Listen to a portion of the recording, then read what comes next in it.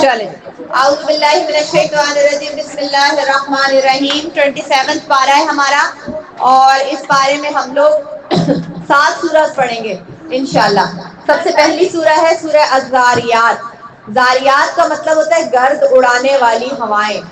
الذاریات وہ ہوائیں جو مٹی, کبھی طوفان میں دیکھا نا ہواؤں میں کتنی مٹی ہوتی ہے, مٹی والی ہوائیں چل رہی ہوتی ہیں, آنکھوں میں مٹی پڑتی ہے, گرد اڑتی ہے, ان ہواؤں کو بولتے ہیں الذاریات. ہاتیب کلاس چل رہی ہے بیٹے.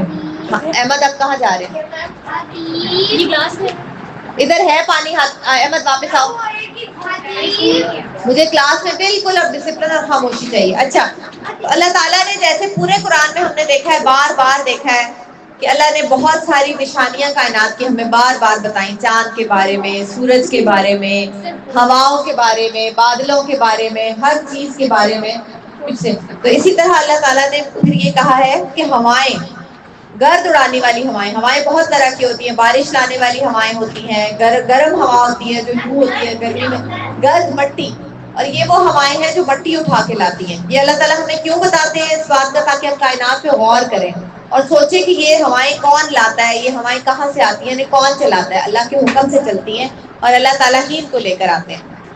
پھر اس کے بعد اللہ تعالیٰ فرماتے ہیں کہ اللہ نے ہر چیز کا جوڑا بنایا ہے, ہر چیز کے دو دو جوڑے ہیں. حسن آپ اٹھیں, ادھر آ جائیں. ہر چیز دو دو جوڑوں میں ہے. جیسے کہ دن ہے تو اس کے ساتھ, ٹھیک ہے, سورج ہے تو اس کے ساتھ, ٹھیک ہے. اسی طرح اگر آپ کا جو ہے وہ کیا کہتے ہیں, اور ہر چیز جو ہے وہ اپوزٹ ہے. زندگی ہے تو اس کے ساتھ, زمین ہے تو اس کے ساتھ, اندھیرا ہے تو اس کے ساتھ. اسی طرح اللہ تعالیٰ کہتے ہیں کہ میں نے ہر چیز کا جوڑا بنایا اور اس میں سے ایک چیز پازیٹیو ہے اور ایک چیز نیگیٹو ہے, یا اس میں سے ایک چیز جو ہے اس کی اپنی خصوصیات ہے الگ اور دوسری کی بالکل الگ ہے. جس طرح مرد اور عورت, اللہ تعالیٰ نے دو الگ الگ انسانوں کی فارمز بنائی نا, مرد اور عورت, اور دونوں کی خصوصیات جو ہے وہ دونوں پازیٹیو ہیں, لیکن دونوں کی خصوصیات الگ الگ ہیں, دونوں ایک دوسرے سے بالکل ڈفرینٹ ہے. ٹھیک ہے نا, دیکھنے میں بھی, سوچ میں بھی, بات کرنے کے انداز میں, اٹھنے بیٹھنے میں, چلنے پھرنے میں, دونوں ایک دوسرے سے بالکل مختلف ہے. تو اللہ کہتا ہے کہ میں نے دو دو کا جوڑا ہر چیز کا بنایا. آپ اپنے آس پاس دیکھیں گے تو آپ کو ہر چیز دو دو کی صورت میں نظر آئے گی. اچھا, ابھی اس دن ایک بچہ کو بات, دو بچے ہی آپس میں بات کرتے, کہاں میں نے یہ بات اپنے بچوں میں ہی شاید سنی, تو وہ دو دو کی بات کر رہے تھے, تو ایک بچے نے دوسرے کو کہ ہماری ناک تو ایک ہے, اس نے کہا دیکھو ناک کے اندر سوراخ دو ہے. تو میں اتنی حیران ہوں, میں نے کہا ہاں واقعی یہ کبھی نہیں ہم نے سوچا. اللہ کہتا ہے تم جس چیز میں بھی غور کرو گے نہ کسی صورت میں وہ دو میں ہی ملے گی تمہیں. اب واحد ذات کس کی ہے؟ اللہ. اسی لیے اللہ کے بارے میں کہا جاتا ہے نا, اللہ واحد الصمد, اللہ احد ہے, ایک ہے. ٹھیک ہے نا, تو ہر چیز اللہ کہتا ہے غور, بہت ساری چیزوں میں غور نہیں کرتے تو وہ ہمیں ایک نظر آتی ہے, لیکن اللہ کہتا ہے جب غور کرو گے تو تمہیں نظر آئے گا ہر چیز کا جوڑا ہے. جی, دل اور دماغ بالکل ایسے. کیا مطلب؟ منہ ایک نہیں ہے نا آپ کا, منہ کے ساتھ اللہ تعالیٰ نے کوئی نہ کوئی اور چیز رکھی ہوگی, چہرے کے ساتھ کچھ اور رکھا ہے. جی ہاں, اللہ یہ سارے جوڑے ہمیں, ہر چیز کا علم تو ہمیں نہیں ہے نا, اللہ کو بہت ساری چیزوں کا علم ہے. اچھا, اس کے کہنے کا مطلب کیوں ہے, اللہ تعالیٰ نے کیوں اتنا زیادہ قرآن میں دو دو چیزوں کا ذکر کیا ہے؟ اس لیے کیا کہ ہم یہ سوچیں کہ جب اللہ نے ہر چیز کو پیئر میں بنایا ہے تو پھر اللہ تعالیٰ نے دنیا بنائی تو اس کے ساتھ پیئر میں کیا بنایا؟ پیچھے بیٹے یہ ختم ہو جو آخرت, دنیا کے ساتھ کیا ہے پیئر میں؟ تو ہم پھر یہ یاد رکھیں کہ ہم اگر اس دنیا میں آئے ہیں تو ہمیں یہاں سے اس کے اگلے حصے میں جانا ہے. اگلا حصہ کون سا ہے؟ تو پھر ہم اس کی تیاری کریں نا, اور ہم یہ یاد رکھیں کہ اگر یہ دنیا اللہ نے بنائی ہے تو اس دنیا میں رولز کس کے چلیں گے, اور ہمیں کس کی بات پھر ماننی ہے, اور جو مانے گا اللہ کے رولز اس کے لیے آخرت میں کیا ہے؟ انعام ہے, اور جو نہیں مانے گا اس کے لیے کیا ہے؟ سزا ہے. تو اللہ نے اس لیے دو دو کے پیئر کا بار بار ذکر کیا کہ آپ یہ یاد رکھیں کہ اگر اللہ نے دنیا بنائی ہے تو پھر آخرت بھی بنائی ہے, اگر اللہ نے نیکی بنائی ہے تو برائی بھی بنائی ہے, اور آپ کو کس کی طرف چلنا ہے؟ نیکی کی طرف. اگر اللہ نے انسان بنایا تو اس کے اپوزٹ میں کون بنایا ساتھ؟ ہاں, جن بنائے, انسان کے ساتھ جوڑے میں اللہ نے جن بنائے. اور اگر اللہ تعالیٰ نے فرشتے بنائے ہیں تو کون بنایا؟ شیطان بھی بنایا. Very good. اگر اللہ نے فرشتہ بنایا ہے تو شیطان بھی بنایا ہے, تو اس لیے ایک بالکل نیکی ہے, فرشتہ صرف نیکی نیکی ہے, فرشتہ کوئی برائی نہیں کر سکتا, اور شیطان صرف برائی برائی ہے, وہ کچھ اچھائی نہیں کر سکتا. تو کتنے اچھے طریقے سے اللہ تعالیٰ نے قرآن میں پیئرز کے بارے میں ہمیں بتایا, اور سب سے جو ضروری پیئر ہے وہ کیا ہے؟ دنیا کا اور آخرت کا, جس کو ہمیں یاد رکھنا چاہیے. اس کے بعد اللہ تعالیٰ کہتے ہیں کہ اللہ کی طرف بھاگو. آیت 50 میں اللہ کہتا ہے فَفِرُّوا إِلَى اللَّهِ فَفِرُّوا إِلَى اللَّهِ إِنِّي لَكُم مِّنْهُ نَذِيرٌ مُّبِينٌ. اللہ کی طرف بھاگو. بھاگو کس طرح بھاگو؟ بھاگنے کا مطلب یہ ہے کہ گناہ چھوڑو اور اللہ کی طرف فوراً جاؤ, یعنی کہ توبہ کرنے میں جلدی کرو. آپ نے دیکھا چھوٹے بیبیز جو ہوتے ہیں, چھوٹے بچے, یا جب ہم بھی چھوٹے تھے تو ہمیں کوئی بھی تھوڑا سا ڈر لگتا تھا یا کوئی پرابلم ہوتا تو بچہ بھاگ کے کہاں جاتا ہے؟ اپنے ماں باپ کے پاس جاتا ہے. کیوں؟ اس کو پتا ہوتا ہے کہ یہ میرا خیال رکھیں گے, یہ میری حفاظت کریں گے, یہ مجھے ہر بری چیز سے بچائیں گے, محافظ ہیں, میرا خیال رکھنے والے ہیں, مجھے سنبھالنے والے ہیں, جو ضرورت ہوگی اس کو پورا کرنے والے ہیں. تو اسی طرح اللہ تعالیٰ ہے نا, اللہ تعالیٰ بھی ہمیں سنبھالنے والے ہیں, ہماری ہر ضرورت کو پورا کرنے والے ہیں, ہمارا خیال رکھنے والے ہیں, ہمارے بارے میں جاننے والے ہیں, ہماری حفاظت کرنے والے ہیں. تو اللہ کہتے ہیں کہ جب آپ اللہ کی حفاظت سے تھوڑا سا بھی نکل جاتے ہیں نا, اور شیطان اپنا کام کر جاتا ہے, تو آپ سے کیا ہو جاتا ہے؟ گناہ ہو جاتا ہے. احمد آپ سن نہیں رہے, آج یہ ریل کو چھوڑ دیں. کیا مسئلہ ہے آج؟ کیوں توجہ نہیں ہے آپ کی؟ مجھے دکھ ہوتا ہے جب آپ لوگوں کی توجہ نہیں ہوتی. تو حاتم آپ ادھر آ جائیں میرے پاس. آپ دوسروں کو تنگ نہیں کریں پلیز, مجھے بار بار روکنا پڑتا ہے پھر اس کو, ٹھیک ہے نا. تو جب ہم شیطان کی, اللہ تعالیٰ کی حفاظت سے نکل جاتے ہیں, کبھی کبھی تھوڑے کمزور ہو جاتی ہے ہمارا ایمان, میں نے بتایا تھا ہیلدی نہیں رہتا ہمارا ایمان, تو بیچارہ کمزور ہو جاتا ہے, تو شیطان حملہ کرتا ہے, تو ہم سے کیا ہو جاتا ہے؟ گناہ ہو جاتا ہے, تو ہم گھبرا جاتے ہیں نا فوراً. آپ نے نوٹ کیا گناہ کرنے کے بعد سب سے پہلی فیلنگ کیا آتی ہے انسان کو؟ گلٹ کی آتی ہے. اور دوسری فیلنگ کیا آتی ہے کہ اب تو کچھ نہیں ہو سکتا, اب تو تم سے گناہ ہو گیا, تم تو بہت ہی برے انسان ہو, اب تو اللہ تعالیٰ تمہیں معاف نہیں کریں گے. کبھی کبھی ایسا بھی ذہن میں آتا ہے کہ اتنا بڑا گناہ کر دیا, اب تو نہیں اللہ تعالیٰ معاف کریں گے. اللہ تعالیٰ چاہتے ہیں کہ شیطان یہ سوچنے پر آپ کو مجبور کرے کہ اب کچھ نہیں ہو سکتا, اور آپ کا ایمان اور کمزور ہوتا چلا جائے, اور آپ اللہ سے دور ہوتے چلے جائیں. یہ سوچنا کہ اللہ معاف نہیں کرے گا, اللہ سے دور کرتا ہے آپ کو. جب آپ سے غلطی ہو جائے تو اللہ کہتا ہے کوئی بات نہیں, جیسے مما کہتی ہے نا کوئی بات نہیں, اٹس اوکے, ٹھیک ہو جائے گا. اسی طرح اللہ تعالیٰ کہتے ہیں کوئی بات نہیں, اگر غلطی ہو جائے فوراً میرے پاس آ جاؤ, بھاگ کے آ جاؤ. جیسے ماں باپ کے پاس جاتے ہیں نا دوڑ کے, ویسے ہی دوڑ کے واپس میرے پاس آ جاؤ. اللہ کے پاس جانے کا مطلب کیا ہے؟ توبہ کرنا. فوراً توبہ کر لیں, فوراً اللہ سے معافی مانگ لیں. حسن آپ چھوٹے ہیں, فوراً اللہ سے معافی مانگے, فوراً توبہ کرے, تو اللہ کہتا ہے کہ میں معاف بھی کر دوں گا, میں خیال بھی رکھوں گا, اور میں تمہیں سنبھال بھی لوں گا. پریشان نہ ہو, میں تمہیں سنبھالوں گا, میں تمہاری شیطان سے حفاظت کروں گا. صرف آپ نے کرنا کیا ہے؟ اللہ پہ ٹرسٹ کرنا ہے, اور اللہ سے کنیکشن بنا کے رکھنا ہے. اور اللہ سے کنیکشن کے کون کون سے طریقے ہیں؟ جلدی جلدی بتا دیں. نماز اور دعا, بہترین کنیکشن ہے دعا, قرآن. تو یہ اللہ سے کنیکشن بنا کے رکھیں, اور نیکیاں بھی اللہ کے ساتھ جڑنے کا کنیکشن ہے. اس کے بعد اللہ تعالیٰ کہتے ہیں جنوں اور انسانوں کو میں نے کیوں بنایا, ان کی پیدا کرنے کا کیا مقصد ہے؟ کبھی خیال آیا کہ دنیا میں ہم کیوں آئے ہیں؟ اللہ تعالیٰ نے ہمیں کیوں پیدا کیا, دنیا میں کیوں بھیجا؟ ایگزام کے لیے, اور وہ ایگزام کیا ہے؟ آخرت. تو ہمیں اللہ تعالیٰ نے دنیا میں اس لیے بھیجا کہ ہم اللہ کی عبادت کریں. عبادت کا مطلب کیا ہے؟ جب ہم عبادت کی بات کرتے ہیں تو ہمارے ذہن میں آتا ہے کہ تسبیح, نماز, روزہ, ہے نا. عبادت کا مطلب ہے اطاعت, بات ماننا. ہمیں اللہ نے دنیا میں اپنی فرما برداری کے لیے بھیجا ہے, ٹھیک ہے نا, کہ اللہ کی ہر بات کو ہم مانیں, وہ ہماری عبادت ہے. جب بھی آپ اللہ کی کوئی بات مانتے ہیں آپ کو ثواب ملتا ہے. فار ایگزامپل, ایک ایگزامپل دیتی ہوں. جب آپ ساری فیملی اکٹھے بیٹھ کے گپ شپ کر رہے ہوتے ہیں نا, اور ہنس کھیل رہے ہوتے ہیں, ہنس رہے ہوتے ہیں, مذاق کر رہے ہوتے ہیں, سب لوگ بڑے خوش ہوتے ہیں آپس میں, آپ کو پتہ ہے وہ بھی عبادت ہے. آپ کو پتہ ہے آپ کو اس کا بھی ثواب ملتا ہے. جب ساری فیملی اکٹھی بیٹھتی ہے, ایک دوسرے کے ساتھ بات کرتی ہے, ہنستی کھیلتی ہے, انجوائے کرتی ہے, تو یہ عبادت ہے. اللہ تعالیٰ خوش ہوتے ہیں کہ خاندان اکٹھا بیٹھے, خاندان میں لوگوں میں آپس میں محبت بڑھے, یہ عبادت ہے. جب آپ بہن بھائی آپس میں بیٹھ کے گپ شپ کرتے ہو, ایک دوسرے کو کوئی اچھی بات بتاتے ہو, ہنستے کھیلتے ہو, اللہ تعالیٰ خوش ہوتے ہیں, یہ بھی عبادت ہے. ایسے تو میم اور ایک بچہ میم وہ پورا دن کھیلتا رہتا ہے. کھیلنا نہیں, میں یہ نہیں کہہ رہی ہوں, میں کہہ رہی ہوں کہ جب اچھی باتوں کے ساتھ, محبت کے ساتھ آپس میں بہن بھائی بیٹھتے ہیں نا, ایک دوسرے سے کوئی اچھی بات شیئر کرتے ہیں, جن کا ایک مخصوص حصہ ہوتا ہے جس میں آپ لوگ ایک دوسرے کے ساتھ بات چیت کرتے ہیں, اللہ تعالیٰ خوش ہوتے ہیں کہ یہ فیملی اکٹھی کنیکٹ ہو رہی ہے آپس میں. تو یہ بھی عبادت ہے. ہر وہ کام جس کو کرنے کو اللہ نے کہا ہے وہ اللہ کی عبادت ہے. اور ہر وہ کام جس کو کرنے سے اللہ نے منع کیا ہے وہ اللہ کی نافرمانی ہے. اللہ نے ہمیں دنیا میں ہمیں اور جنوں کو کیوں بھیجا؟ اپنی عبادت کے لیے، یعنی کہ اپنی بات ماننے کے لیے. اور وہ بات کیا ہے جو ہمیں ماننی ہے؟ وہ کیسے پتہ چلے گی؟ پچھلے کتنے دنوں سے ہم وہی تو جاننے کی کوشش کر رہے ہیں اور کتنا کچھ ہم نے جان لیا نا، کتنا کچھ ہمیں پتہ چلا. چلے ابھی جلدی سے کوئک ریویو کرتے ہیں ہمیں کیا کیا پتہ چلا. جلدی سے شروع کرتے ہیں. جی فرازین. نہیں، حکم جس کام کو کرنے کا اللہ نے حکم دیا. کون کون سے ایسے کام؟ نماز، ماں باپ کی فرما برداری. عریشہ. ہاں جلدی جلدی. ہاں آداب. دل نہیں دکھانا، بہت امپورٹنٹ. جی ہاں جی.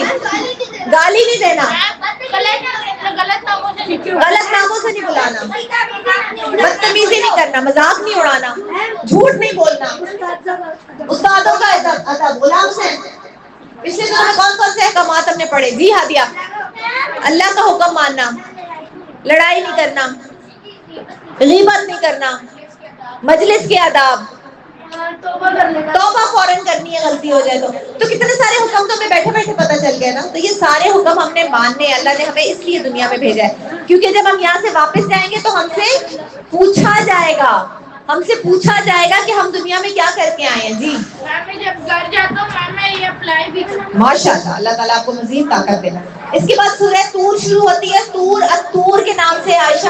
الطور ہے، الطور پہاڑ کا نام ہے. اور ہم نے سورہ طٰہٰ میں پڑھا تھا کہ اللہ تعالیٰ نے بات کرنے کے لیے موسیٰ علیہ السلام کو کہاں بلایا؟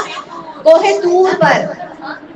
ہاں وہ بہت اونچا ہے، وہاں جا کے اوپر آکسیجن لیولز بھی کم ہو جاتے ہیں اور بہت مشکل ہے اوپر چڑھنا. لیکن نبیوں میں بہت زیادہ طاقت ہوتی تھی اس لیے موسیٰ علیہ السلام چلے جاتے تھے. جی آکسیجن لیول کم ہوتا ہے، ناک منہ سے خون آتا ہے. وہ اکثر کہیں پہ بھی آپ جائیں جہاں آکسیجن لیول کم ہو تو اکثر لوگوں کے ناک منہ سے خون آتے ہیں. کوئی اتنی پریشانی والی بات نہیں ہے. تھوڑا آکسیجن لیول بھی کم ہوتا ہے، آپ کو ٹھنڈ لگتی ہے، لیکن اس کے کہنے کا مطلب ہے کہ اونچا بہت ہے.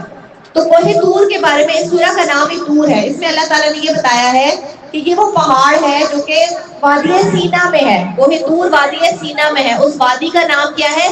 سینا. جہاں پر موسیٰ علیہ السلام اللہ تعالیٰ سے ملے تھے، جہاں پہ اللہ تعالیٰ نے ان کو تورات دی تھی، ان کی بک دی تھی، اور جہاں پہ وہ 40 ڈیز کے لیے ٹھہرے تھے. تو جب وہ واپس آئے تھے تو پیچھے جو ہے وہ لوگوں نے بچڑے کو پوجنا شروع کر دیا، دوبارہ سے بتوں کی پوجا شروع کر دی تھی. یہاں پہ اللہ تعالیٰ نے اس پہاڑ کی قسم کھائی ہے.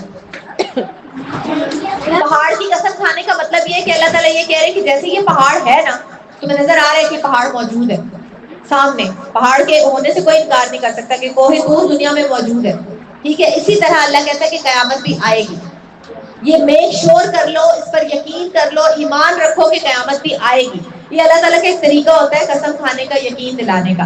اللہ کہتے ہیں کہ کوہ طور کی قسم جو موجود ہے، قیامت بھی آئے گی. اس کے بعد اس میں اللہ تعالیٰ بتاتے ہیں کہ قیامت بھی حقیقت ہے. جیسے یہ پہاڑ حقیقت ہے ویسے ہی قیامت بھی حقیقت ہے. اور قیامت کے جھٹکوں کے بارے میں بتایا گیا کہ بہت ہی زبردست جھٹکے ہوں گے. پوری زمین فلیٹ ہو جائے گی، پہاڑ اپنی جگہ سے روئی بن کر اڑ جائیں گے قیامت والے دن. جیسے روئی اڑتی ہے نا ویسے پہاڑ اڑیں گے. اور جہنمیوں کو دھکے مار مار کے، جیسے ہم نے اس دن پڑھا تھا نا، قیدیوں کی طرح انہیں جہنم میں دھکیلا جائے گا.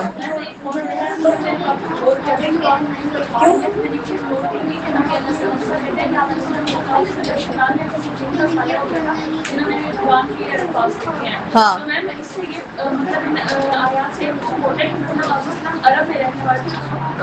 یس، بہت ساری، بہت اچھا پوائنٹ ہے مریم، ماشاءاللہ.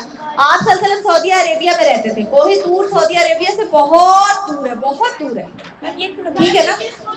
کوہ طور آتا ہے ایجپٹ اور سیریا کی باؤنڈری پہ آتا ہے. ٹھیک ہے، لیکن ابھی اسرائیلیوں نے اس پہ قبضہ کیا ہوا ہے کیونکہ وہ کہتے ہیں کہ ہمارا زیادہ حق ہے. آپ گوگل پہ آج جا کے گوگل کریں، کوہ طور آپ کو ملے گا. ابھی بھی ہے، بالکل ہے. یہودی جاتے ہیں وہاں پہ.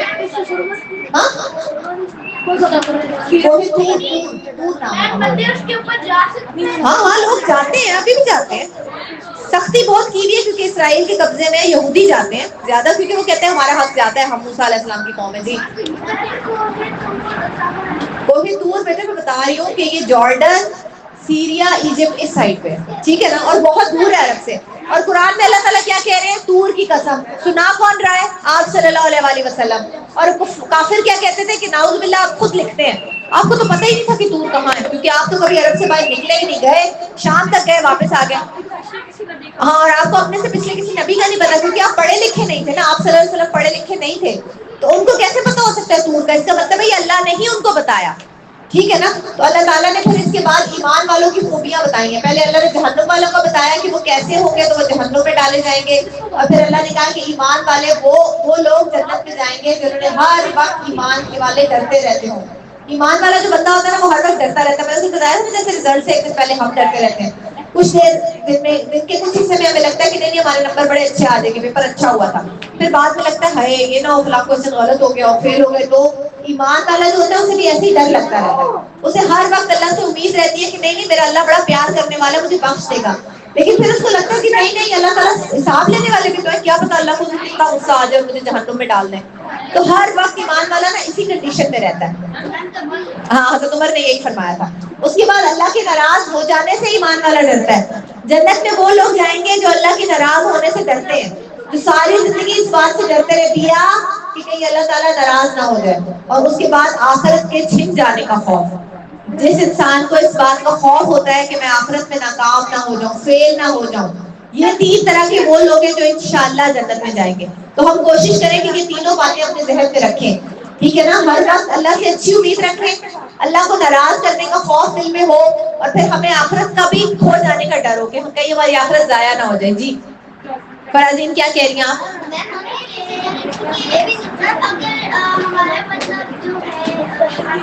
اچھا کوئی بات نہیں، بات نہیں. اس کے بعد اللہ تعالیٰ کہتے ہیں الحمدللہ. سورہ نور میں اللہ نے فرمایا کہ رات میں بھی اللہ کو یاد کرو، اور صبح جب ستارے واپس جا رہے ہو، یعنی کہ فجر کی سنتوں کا ذکر ہے اس میں، ٹھیک ہے نا؟ اس وقت اللہ کی تسبیح بیان کرو. آپ صلی اللہ علیہ وسلم نے فرمایا تھا، ہیلو کیا ہو رہا ہے یہ ہاتھے باز بہت زیادہ آپ تنگ کر رہے ہیں، یہ نہ میں کلاس سے نکال دوں آپ کو. بس خاموش خاموش. فجر میں کتنی رکعتیں ہوتی ہیں کون بتائے گا؟ کون کون سی؟ یہ جو اللہ تعالیٰ نے آیت نازل کی ہے فجر کی 2 سنتوں کے بارے میں کی ہے. آپ صلی اللہ علیہ وسلم نے فرمایا تھا یہ پوری دنیا اور اس دنیا میں جو کچھ بھی ہے اس میں سب سے اچھی چیز کیا ہے؟ فجر کی 2 سنتیں. اللہ کو بہت پیاری ہیں یہ فجر کی 2 سنتیں. تو کوشش کیا کریں کہ یہ 2 سنتیں بہت اہتمام کے ساتھ پڑھا کریں اور ریگولر پڑھا کریں، انہیں کبھی بھی نہ چھوڑیں، کیونکہ اللہ کو یہ بہت بہتر، بہت زیادہ خوبصورت لگتی ہیں یہ 2 سنتیں، اور ان کا بہت زیادہ ثواب بھی ہے، ٹھیک ہے؟ اس کے بعد سورہ نجم شروع ہوتی ہے. نجم کا مطلب ہے ستارہ، اور یہ اس میں سورہ واقعہ معراج ہم نے پڑھا تھا نا پیچھے، کہ اللہ تعالیٰ نے آپ صلی اللہ علیہ وسلم کو آسمانوں پر بلایا گھوڑے پر بٹھا کر، اور پھر آپ سے ملاقات کی، اور پھر آپ کو نماز کا گفٹ دیا، وہاں پہ آپ کو جنت دکھائی، جہنم دکھائی. تو یہاں پہ بھی اللہ تعالیٰ اسی کے بارے میں بات کر رہے ہیں کہ ہم نے آپ صلی اللہ علیہ وسلم کو اس رات میں بہت ساری نشانیاں دکھائیں. اللہ تعالیٰ نبیوں کو نشانیاں کیوں دکھاتے ہیں؟ تاکہ ان کے اندر یقین پیدا ہو اور وہ زیادہ بہتر طریقے سے لوگوں کو بتا سکیں، ان کے دلوں میں اطمینان آ جائے. اس صورت میں اللہ تعالیٰ بتاتے ہیں کہ نبی صلی اللہ علیہ وسلم یہاں سے گئے کہاں تک؟ اللہ کے عرش تک، بالکل اللہ تعالیٰ کے پاس گئے آپ صلی اللہ علیہ وسلم. کیسے؟ واقعہ معراج میں اللہ تعالیٰ نے جبرائیل علیہ السلام کو بھیجا، جو ایک گھوڑا لے کر آئے جو اڑتا تھا، اس کا نام براق تھا. اس گھوڑے پر بیٹھ کر آپ صلی اللہ علیہ وسلم آسمانوں پر گئے.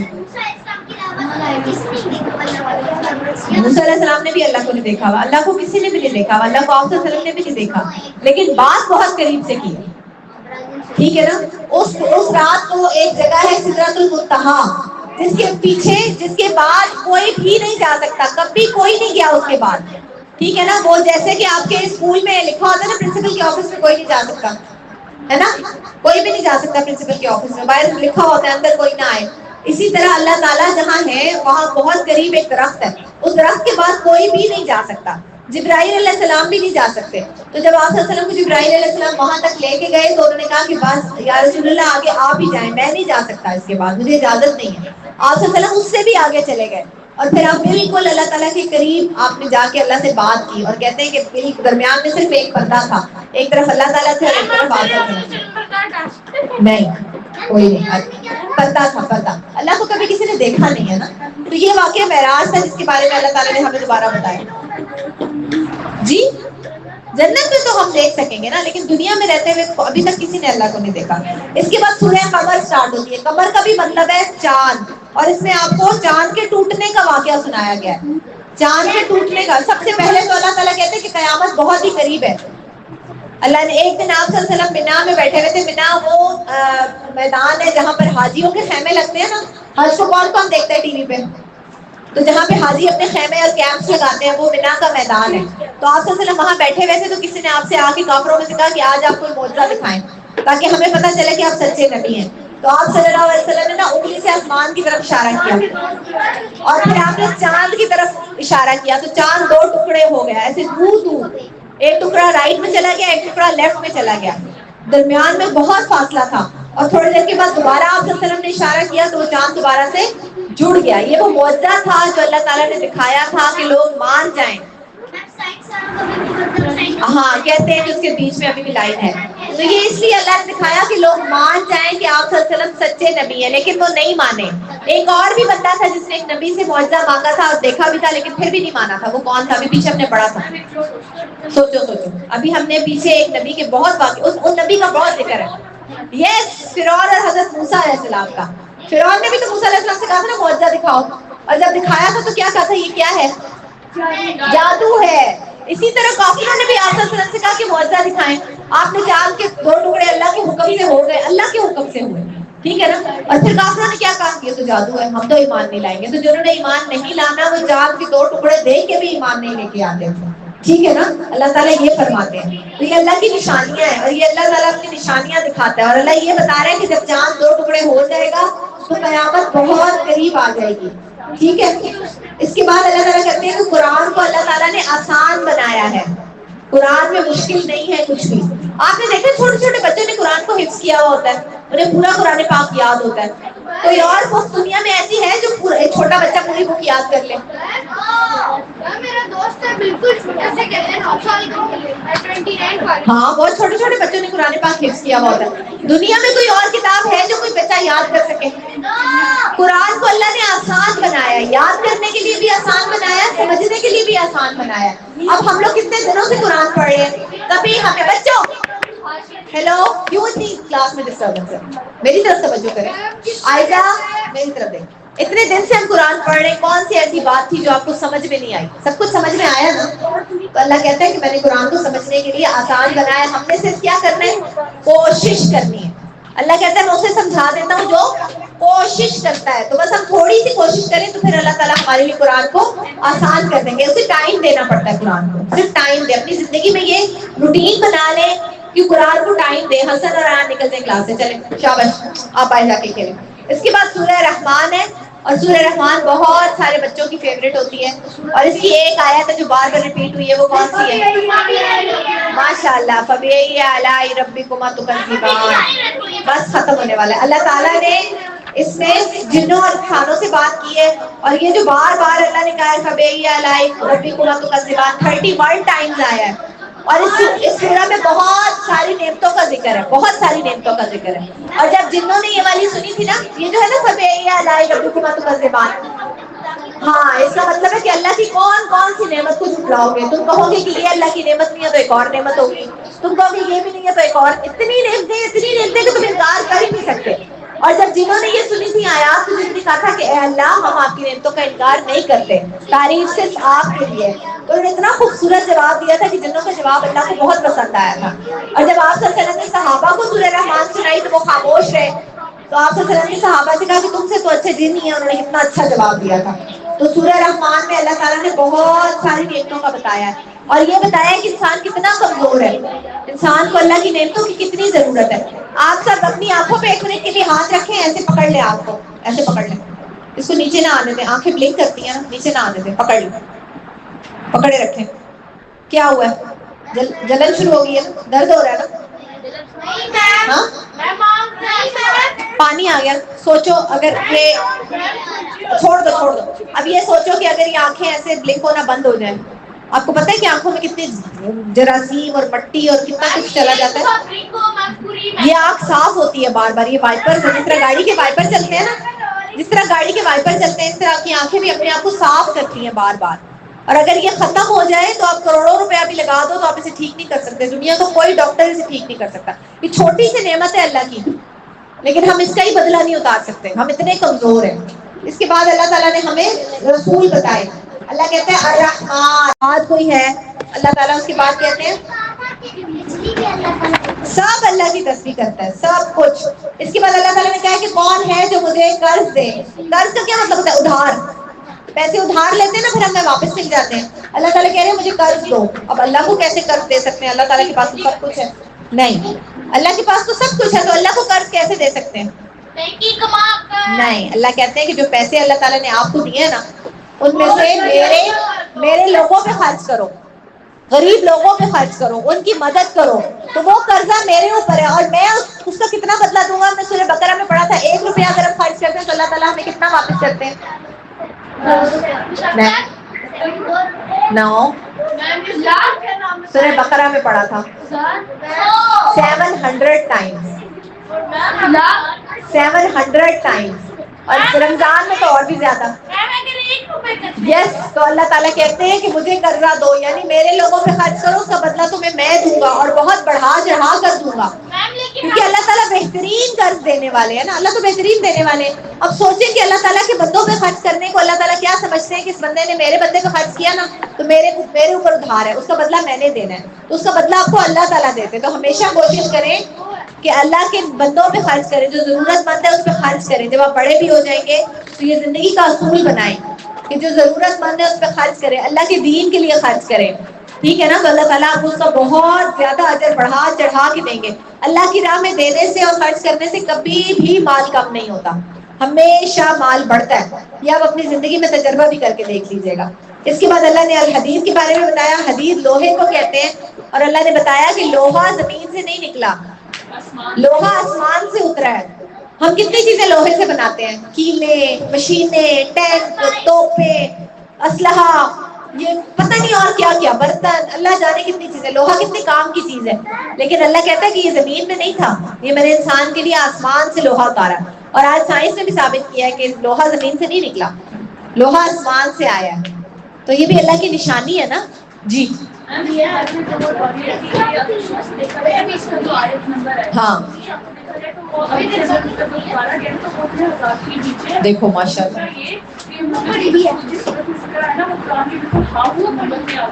ماشاء اللہ، آیت کے بالکل سینٹر میں ہے لوہا، زمین ہے نا اس کے بالکل درمیان میں ہے لوہا، اور یہ آیت کو جو نمبر ہے وہ اتنا ہی نمبر ہے جتنے فیٹ پر لوہا ہے۔ فار ایگزامپل یہ 25 ہے نا، تو 25,000 فیٹ نیچے لوہا ہوگا۔ کتنی اللہ تعالیٰ نے سمٹری کے ساتھ آیت بھیجی ہے، اور یہ آیت قرآن کے بالکل درمیان میں ہے اور لوہا بھی زمین کے بالکل درمیان میں ہے۔ تو یہ اللہ تعالیٰ کی نشانیاں ہے جو آپ کو بتاتا ہے، آپ کو پتہ چلے کہ اللہ کا جو کلام ہے وہ حق ہے، وہ سچ ہے۔ یہ آیت قرآن کے بالکل درمیان، بالکل درمیان، سورہ کے بالکل درمیان، سوری۔ اچھا، اس کے بعد اللہ تعالیٰ نے ہمارا ختم ہو گیا، ہم نے آج کیا پڑھا؟ اللہ نے ہر چیز کو جوڑوں میں، پیئرز میں بنایا، ہمیں اللہ کی طرف دوڑ کر جانا ہے۔ جنوں اور انسانوں کو اللہ نے کیوں بنایا؟ اپنی اطاعت کے لیے، فرما برداری کے لیے۔ قیامت کیسے آئے گی ہم نے وہ دیکھا، ایمان والے کیسے ہوں گے، اللہ سے ڈرنے والے ہوں گے، آخرت کی فکر کرنے والے ہوں گے، اللہ کی تسبیح کرنی ہے، فجر کی سنتیں نہیں چھوڑنی۔ واقعہ معراج کو دیکھا ہم نے، چاند ٹوٹنے کا واقعہ پڑھا۔ اللہ نے قرآن کو آسان بنایا سمجھنے کے لیے۔ اللہ رحمان ہے، وہ ہم سے بہت پیار کرتا ہے کیونکہ اس نے ہمیں کیا دیا؟ قرآن دیا۔ اور پھر 3 قسم کے لوگ دیکھے، ان میں سے ہمیں کیا بننا ہے؟ السابقون الاولون انشاءاللہ، اور اللہ کو قرض دینا ہے، ٹھیک ہے؟ سبحانک اللہم و بحمدک، ونشہد ان لا الہ الا انت، نستغفرک ونتوب الیک۔ السلام علیکم ورحمۃ اللہ وبرکاتہ۔